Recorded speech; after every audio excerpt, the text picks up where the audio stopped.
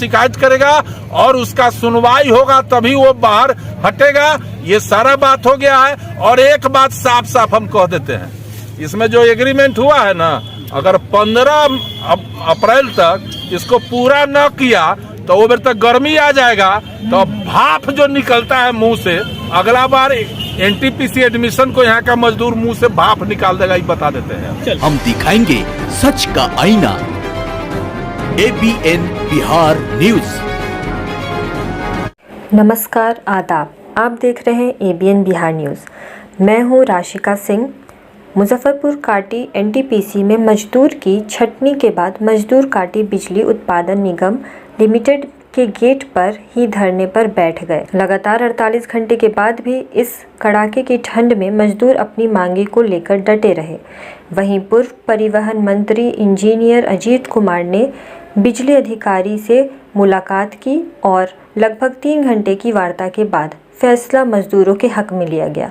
वहीं पूर्व परिवहन मंत्री ने कहा कि प्रबंधन से बात करने के बाद इस बात पर सहमति बनी कि ADPH फेज 1 की मजदूरों को योग्यता अनुसार कार्यचरण बंद तरीके से 28 फरवरी तक किया जाएगा और बाकी मजदूरों को 15 अप्रैल तक उसके योग्यता अनुसार कहीं न कहीं काम पर लगा दिया जाएगा। वहीं काटी प्रमुख कृपा शंकर शाही ने कहा कि यहां श्रम कानून की धज्जियां उड़ाई जा रही हैं।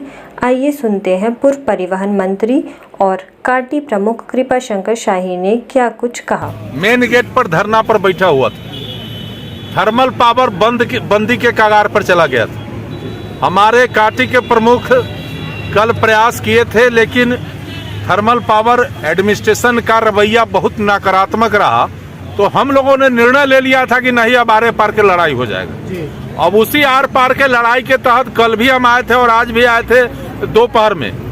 फिर प्रमुख जी को SDO साहब ने फोन किया कि आप माननीय पूर्व मंत्री जी को लेके आइए और इस पर मजदूर के समस्या पर बात हो। प्रशासन के दिमाग में था कि मजदूरे का सोहनिया गलती है, तो हम लोग जो आज गए और एक एक बात का पोस्टमार्टम जब हुआ तो प्रशासन का भी आंख खुल गया कि थर्मल पावर का जो एडमिनिस्ट्रेशन है मजदूर के साथ किस तरह का व्यवहार करता है। ये लोग भी हक परत थे। हम तो धन्यवाद करेंगे काटी के थाना प्रभारी को, जिसने साफ कहा है कि आज 9 चाहे 6 अभी कर दीजिए, लटर पटर बात नहीं हो, जो भी बात हो कागज पर लिख के हो, जो कल से फिर मजदूर को गेट पर बैठना न पड़े। और एक समझौता हुआ है, स्टेज फर्स्ट के जो मजदूर 15 को हटाए जा रहे थे, 31 जनवरी तक उन लोगों का गेट पास जो समाप्त हो रहा है, उनको 28 फरवरी तक एडजस्ट कर लेगा। और 48 मजदूर का सूची हमने उनको दिया है, जिनको पिछले 6 महीने के अंदर में जैसे तैसे निकाल दिया था, उस सूची को उन्होंने रखा है और इसका जांच करके और 15 अप्रैल तक इसको भी नौकरी 48 आदमी को देना है। मोटा मोटी 96 मजदूर का रोजी रोजगार फिर से नए सिरे से अब बहाल होने जा रहा है। इसका लिखित एग्रीमेंट हो गया है और हमने कहा है कि यहाँ का जो ऑफिसर है तानाशाह है, लेबर को कहता है कि तुम भागो और काम नहीं करोगे, बढ़िया से हमारे हिसाब से नहीं चलोगे, हमारा तरफदारी नहीं करोगे तो तुमको निकाल देंगे। तो वैसे मजदूर के लिए हम लोगों ने एक लीगल प्लेटफॉर्म बनाने के लिए कहा है और लीगल प्लेटफॉर्म बनाने का भी हम लोग एग्रीमेंट किया है। और लीगल प्लेटफॉर्म बनेगा जिसमें कोई भी धमकी किसी ऑफिसर के द्वारा अगर मजदूर को मिलता है तो उस प्लेटफॉर्म पर जाकर उस शिकायत करेगा और उसका सुनवाई होगा तभी वो बाहर हटेगा। ये सारा बात हो गया है। और एक बात साफ साफ हम कह देते हैं, इसमें जो एग्रीमेंट हुआ है ना, अगर 15 अप्रैल तक इसको पूरा न किया तो वो बेर तक गर्मी आ जाएगा, तो भाप जो निकलता है मुंह से, अगला बार एनटीपीसी एडमिशन को यहाँ का मजदूर मुंह से भाप निकाल देगा, ये बता देते हैं। क्या सहमति बनी है वार्ता में? सहमति बनी है। जो अभी तत्कालीन जो 15 लोगों को हटाने की बात थी उसको निरस्त किया गया है और 1 महीने का मोहलत लिया गया है। 28 फरवरी तक जो है उनको वापस बहाल कर दिया जाएगा। तो ये अभी जो तत्काल जो रिट्रेंचमेंट था, जो छटनी की बात थी, उस पर विराम लग गया है और ये 1 महीने के भीतर वो लोग फिर से बहाल हो जाएंगे।